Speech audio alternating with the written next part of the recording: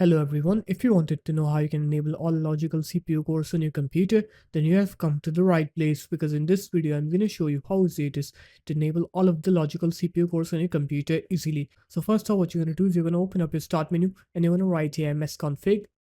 Now what you're going to do is you're going to go into boot and then you're going to click onto advanced options.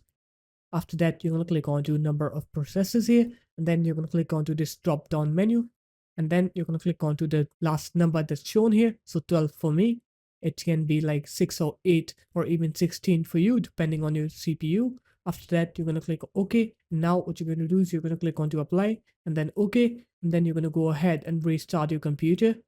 And once you're done with the restart, now when you try to use your computer, you'll see that your CPU will be using all of your CPU cores now. So there it is guys, that's how easy it was. If you guys found this video helpful, make sure to leave a like, comment and subscribe to the channel. And I'll see you in my next video. Peace.